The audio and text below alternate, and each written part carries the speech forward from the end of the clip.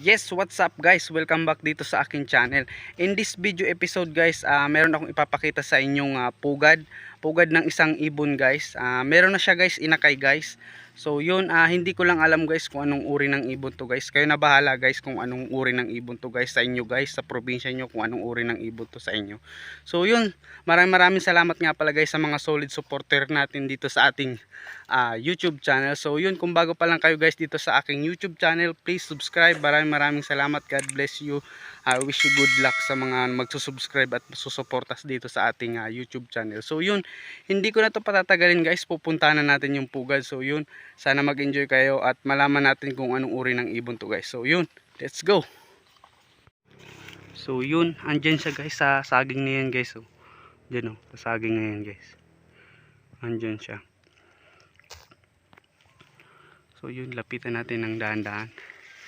Baka nandyan yung nanay.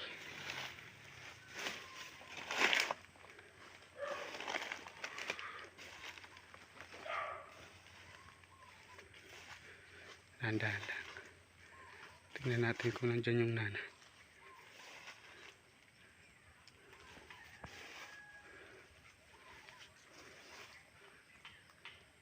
Mukhang walang tao. Walang tao. Wala yung nanay guys. Natin guys.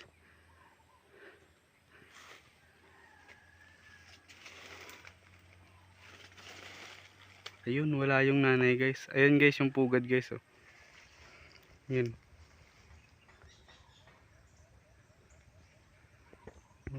So yun nga guys, binuksan ko yung flashlight ng camera natin para makita natin. Ayun guys oh. Oh, kita nyo guys. Yung mga gumagalaw-galaw sa loob guys. Ayan oh. Ayan yung mga inakay guys. Anong pugad kaya to guys? Andyan lang yung mga ano niya oh. Yung mga ano nung ibon oh. Yung mga dumi ng ibon. Andyan lang sa may gilid ng pugad niya guys. Anong klaseng ibon kaya to guys? Kunin ba natin yung isa guys? Ilabas natin yung isa. Pakita ko sa inyo. Tapos ibabalik lang din naman natin. Para makita nyo kung anong klaseng ibon. So yun. Wait lang guys ha. Ilalabas ko yung isa. Ito na guys yung isa guys oh. Yun guys oh. Humuhuni siya guys. Yun oh. Nagdumi na guys sa kamay natin. Anong ibon kaya to guys? Sa inyo guys, anong ibon to guys? Medyo ano lang siya oh. Ang laki ng ano niya guys oh. Yung butchi. Yung tawag dito guys, butchi. Yun oh. Ay, kinain niya guys oh. Nag-ano na guys yung ano niya guys, yung mga balahibo niya. Lumalabas na yung balahibo niya. Mga ilang araw na lang guys, buo na yung pakpak niyan guys. Mga ilang araw pa, papalipad din na to ng nanay. Yun o. Ang tataba guys, ang taba. Ito yung ano niya guys, dumi. Malinis naman yan.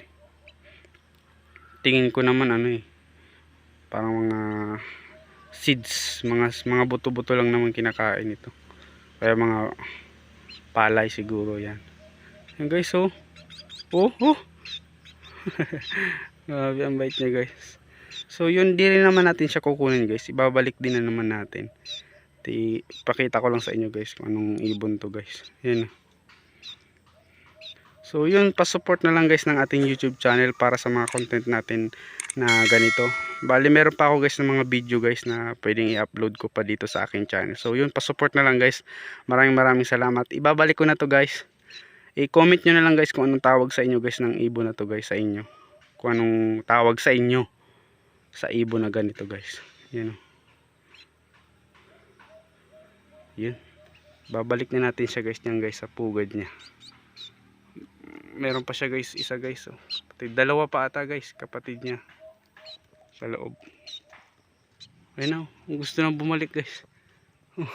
Alam niyo na guys kung saan yung pugad niyo, gusto nang bumalik. So yun, balik na natin. Ayan. Oh, yun na guys. Bumalik na. Yun o. Alam niya guys kung alin yung pugad niya guys. Saan siya nakatira. Yun o. Maraming salamat sa mga nanood. Maraming salamat. Please subscribe. Peace out.